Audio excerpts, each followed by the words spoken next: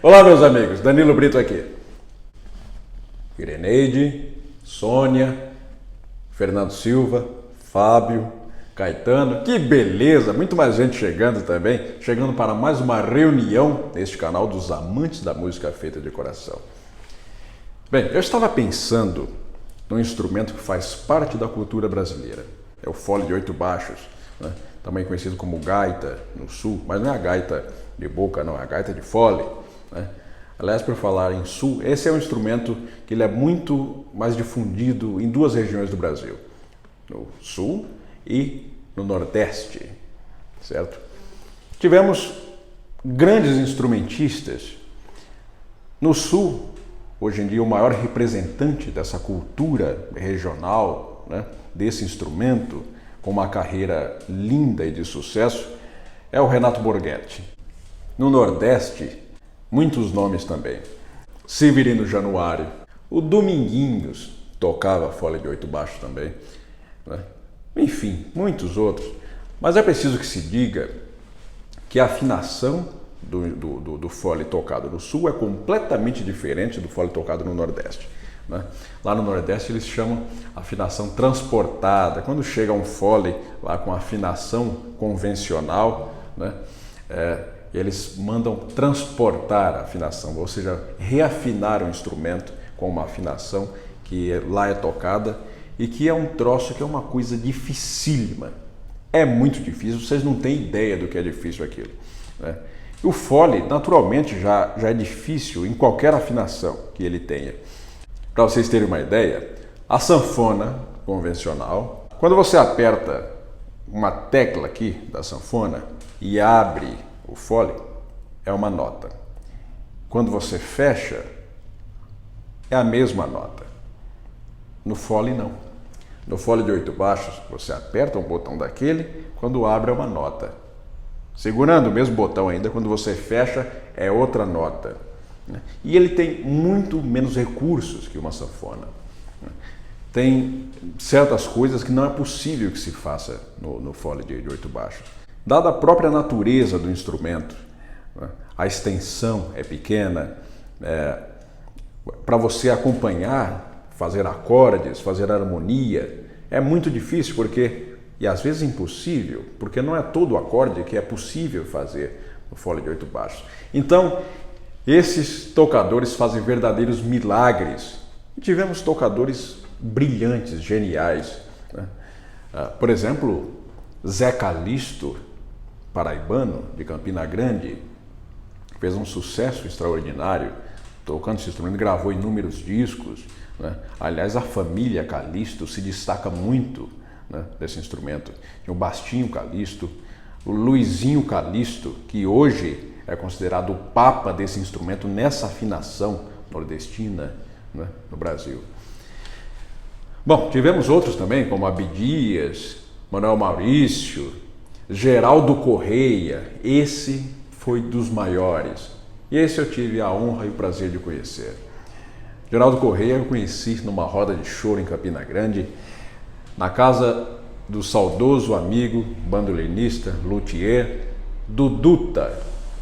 Ele fazia uma roda de choro na casa dele, aquela coisa gostosa, juntando os amigos, violões, cavaquinhos, pandeiros, né? Tinha uns petiscos, algumas coisinhas, né? Mas o prato principal mesmo ali era a música.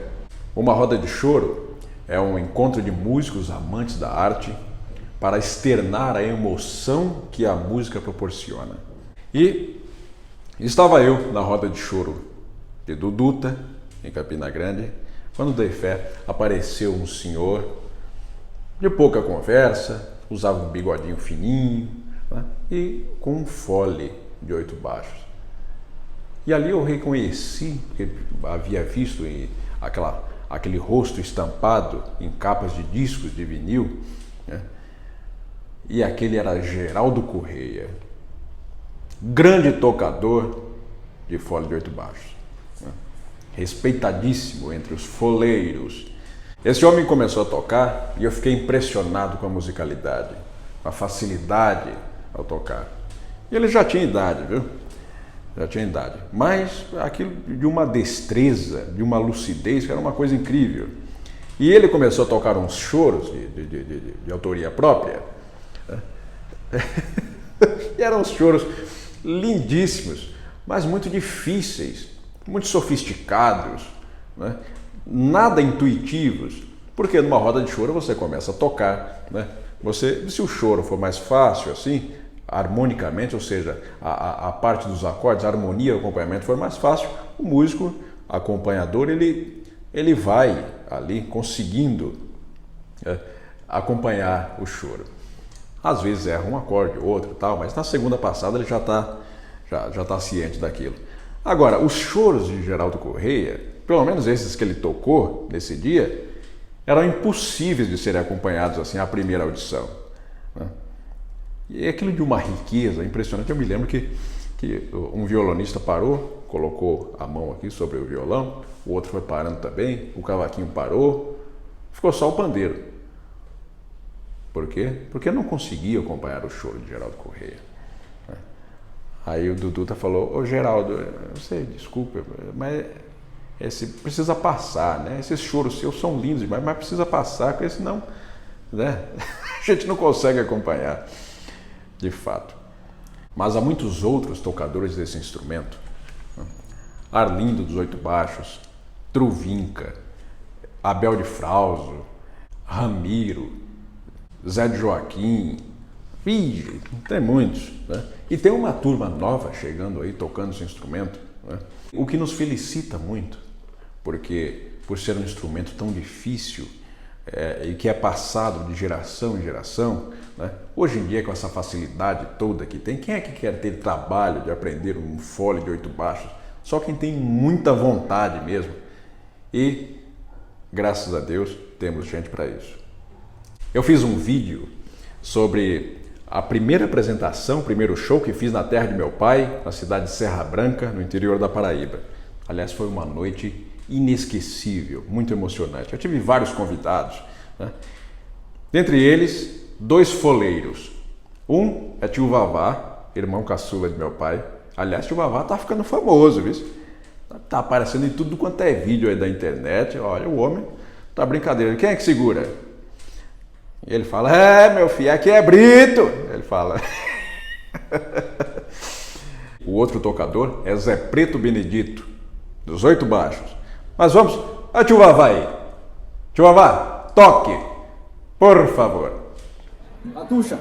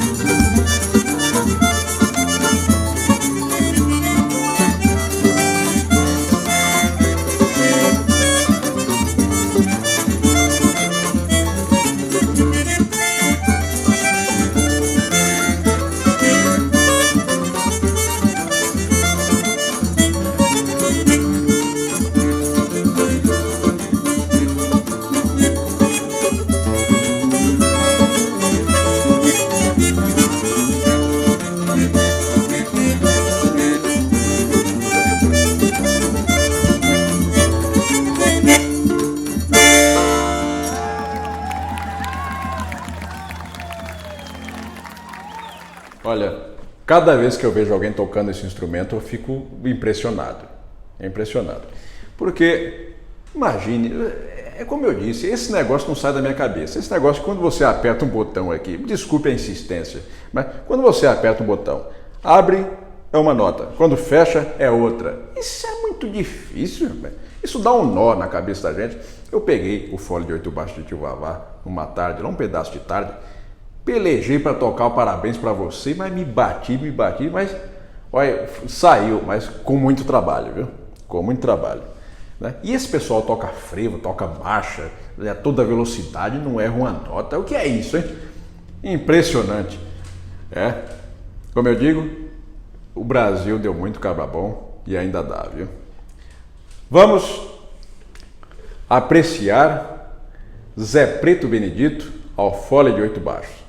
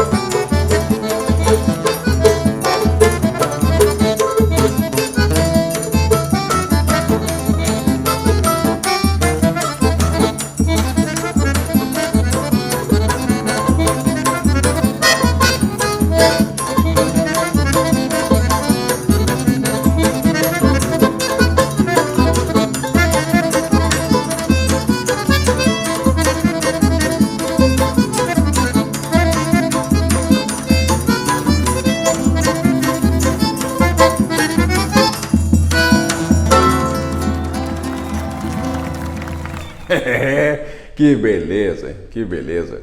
Isto se chama talento, meus amigos. Talento. Você vê, um homem autodidata, né?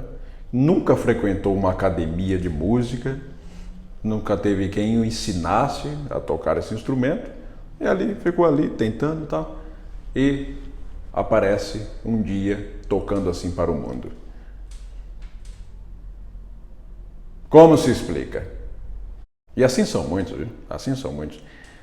O Luizinho Calixto, o irmão Zé Calixto, falou, olha, era impressionante, eu nunca vi Zé Calixto errar nada, errar uma nota tocando. Olha, eu quero dizer a você o seguinte, neste canal teremos uma entrevista com Luizinho Calixto, uma coisa lindíssima, uma coisa que ficará para a história. Eu me lembrei de uma conversa que tive, parecida com essa aqui que estamos tendo agora, né, com Severino Sapateiro, meu antigo vizinho da Zona Norte de São Paulo. Hoje está com mais de 90 anos, músico também, grande entusiasta desse instrumento, de sanfona e tal. E certa vez, aquela coisa que havia, dos vizinhos se reunirem na calçada, batendo papo, né? Vocês se lembram disso já? O assunto era justamente esse. Os tocadores de fole do Nordeste, né, os mais destacados. E aí eu lembrei do nome de Paizinho Amador, aliás, que eu já falei aqui em outros vídeos sobre ele, né? Paizinho Amador, meu pai teve uma convivência muito grande com ele por muitos anos. E falou que foi a pessoa que ele mais viu tocar pessoalmente, né? E eu falei, Paizinho Amador, né? O Severino Sapateiro deu um pulo e falou: eu conheci Paizinho Amador, só que Paizinho Amador era outra coisa. Como outra coisa? Não, aquele lá não conta não. Aquele não conta porque ele tocava por pauta. Então eu falei: o quê? Eu não tocava pelo quê? Por pauta. Não sabe o que é pauta não, é? Tocava por pauta. E o que é tocar por pauta, seu Severino? Tá ajudado pelo diabo. Ele tocava ajudado pelo diabo. Não, que isso? Que conversa, velho. Paizinho Amador tocar. Não, mas acho que era o talento que era demais. Não, que talento vai pra cima de mim, rapaz? Não é possível um ser humano tocar daquele tanto, não. Aquilo lá não conta, não, porque ele tocava por pauta. Você assistirá um vídeo especial sobre Paizinho Amador aqui neste canal. E temos bastante ainda para falar desse instrumento sensacional, né? E grandes tocadores. Eu peço que você deixe o like aqui nesse vídeo se você gostou. O like é para cima, lembrando, viu? E compartilhe com os amantes da música feita de coração. Se você está chegando agora, inscreva-se e faça parte. Um grande e forte abraço. Arrocha!